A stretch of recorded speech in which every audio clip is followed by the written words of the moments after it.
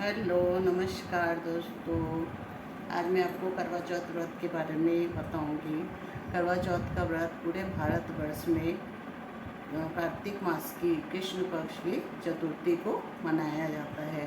पूरे भारतवर्ष में ही इसे धूमधाम से मनाया जाता है और ख़ासकर इसे सुहागन औरतें मनाती हैं, सुहागन स्त्रियाँ मनाती हैं। अपने पति की लंबी आयु सुख समृद्धि के लिए इस निर्जला व्रत को करती हैं। सुबह सुबह प्रातःकाल वो सास या बड़ी नंद से दिए हुए सर्गी का ग्रहण करती हैं। उसके बाद पूरे दिन निर्जला व्रत करती हैं और रात को चंद्रोदय के बाद ही चंद्रमा को अर्घ देने के बाद ही वो भोजन लेती है और पानी पीती है। पति के हाथों से पानी और भोजन ग्रहण करती है। इस तरह वो पूरे दिन का व्रत रखती है। इसके पीछे बहुत सारी कहानियाँ हैं और मनाने का तरीका भी हर जगह अपने अपनी तरह का है, लेकिन जो सबसे प्रचलित कथा है मैं उसके बारे में ही उसी को बताऊंगी। एक साहूकार था, उसके 7 पुत्र थे और एक पुत्री थी, और जितने भाई हैं सारे भाई बहन से बहुत प्यार करते थे। जब शादी के बाद वो मायके आई और उसे पहला करवा चौथ का व्रत पड़ा तो उसने भी अपनी भाभीयों के साथ मिलके इस व्रत को करा, परंतु पूरे दिन निर्जला व्रत और बिना खाए पिए रहने से वो बहुत परेशान रही थी, व्याकुल हो रही थी। तब उसके भाई उसकी परेशानी, उसकी व्याकुलता को देखते हुए उसके भाई लोग बहुत परेशान होते और उसे बार बार कह रहे थे कि कुछ खा लो, कुछ पी लो, परंतु उसकी भाभीयों ने मना कर रही थी और वो मना कर रही थी, नहीं मैंने व्रत रखा है।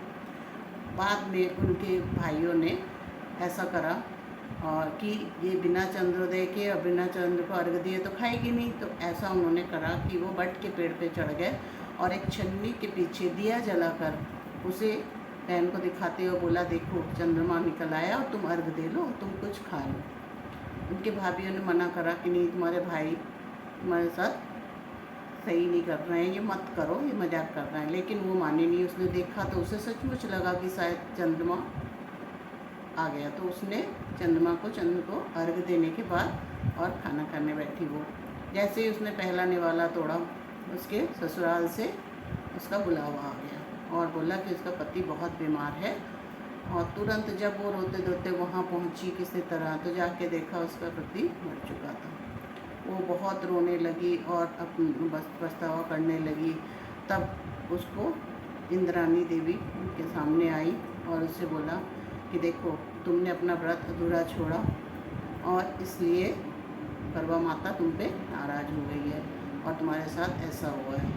अगर तो उसने उसका उपाय जानना चाहा, तब देवी ने बोला ठीक है, पूरे साल में जितनी चतुर्थी व्रत पड़ेंगे उसमें तुम्हें शंकर पार्वती जी की पूजा करनी पड़ेगी, गणपति जी की पूजा करनी पड़ेगी और व्रत रखना पड़ेगा। और जब साल भर बाद ही करवा चौथ का व्रत आएगा उसे भी तुम्हें इसी तरह निर्जला रह के और ऐसे कर रहना पड़ेगा और चंद्र को अर्घ देने के बाद ही भोजन करोगी, तब तुम्हारा पति जीवित हो जाएगा।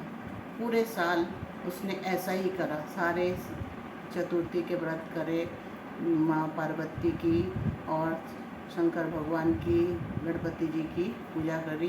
पूरे साल भर में जितने भी पड़े हर महीने उसने पूजा करी। उसके बाद जब करवा चौथ का यही दिन आया, उसने पूरे मन से उसकी उपासना करी देवी की और जैसे विधि विधान के साथ पूजा करी। शाम को चंद्रोदय होने पर चंद्रमा को अर्घ देने के बाद ही उसने पानी पिया और भोजन किया। ऐसा करने से उसका पति पूरा जीवित हो गया। ये कहानी बहुत प्रचलित है और इससे और ये बात प्रचार प्रसार हो गई हर जगह कि ऐसा देवी माँ की कृपा हुई है।